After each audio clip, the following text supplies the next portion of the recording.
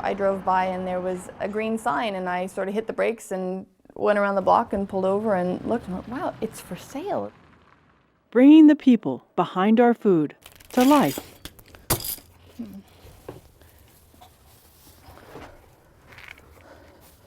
Hi, girls. That's Beulah in the back. She's my prettiest chicken, but she never goes outside. Aha. Everybody okay? Hi, baby girl. I grew up on a couple of acres that backed up to a bunch of parkland, and we had vegetables and fruit trees and chickens and rabbits and all kinds of things all the time. Hey, Jewel. What's going on, sweet pea? You wanna come say hi? What are you doing? I was just always around it, and it was really normal for me, and cooking was everything in my house. The kitchen was always the heart of the home.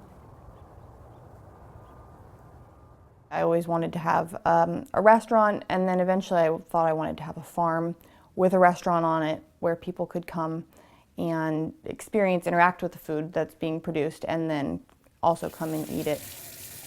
Then I sort of got sidetracked. I had been working for my family's business for a long time, and I had business experience, and I hadn't quite chosen a career path really yet in food. One of my very best friends in college, she knew she wanted to have her own restaurant. And so she went off to Le Cordon Bleu in London and started working as a pastry chef in restaurants there.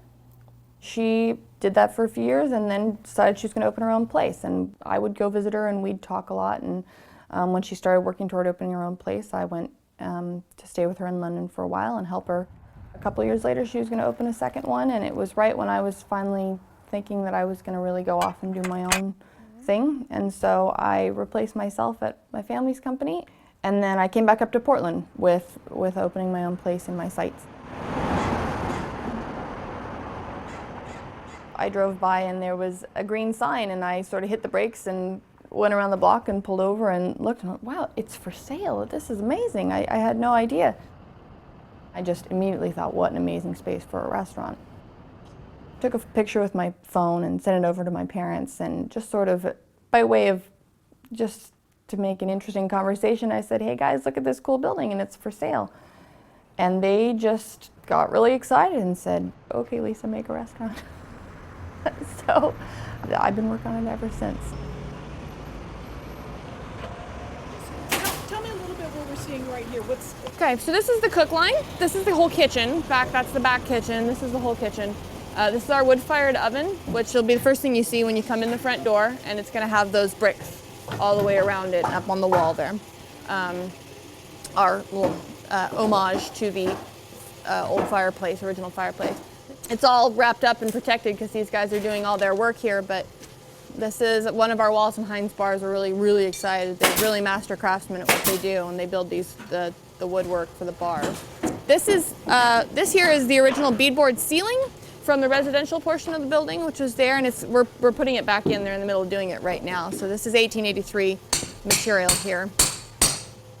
It's a bigger project than I had anticipated as my first project, certainly. So it's been really important to me to just get a really amazing team on board and get everybody with great experience and great strengths in all the different areas. When David Padberg and I first met, we spent a lot of time sort of geeking out together over farming.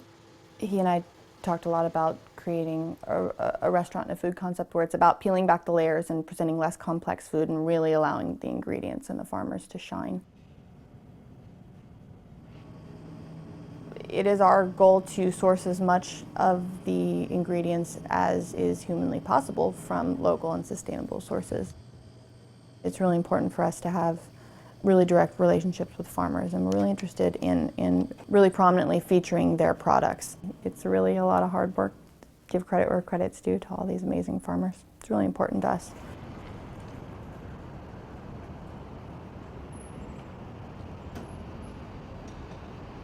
So this is originally vaulted just like this. These are the original trusses. Right here were the hay doors. These don't work any longer. They're closed now, but you could throw the hay bales in and out and use the winch to pull them up and down. This is a very robust room because it's meant to hold tons of hay. And this is directly above where the horses and the carriages resided, which are downstairs. And then the front third of the building on Broadway was residential for the caretakers of the horses and the gardeners and things for the estate. Hopefully one of the best things we have going for us is the building and its connection to Portland history.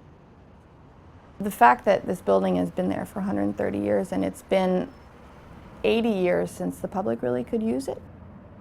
We hope to help share that history. I'm so excited about this space. I want to create a space where people just want to come and meet friends and hang out and settle in and snuggle up if it's cold outside, and I think we're really going to do it in a really amazing space. I knew from the beginning that it was an amazing opportunity, and as soon as we started going, we met so many people that are in support of this building, so many amazing experts. I knew it would be something good from the beginning. It's a pretty special place.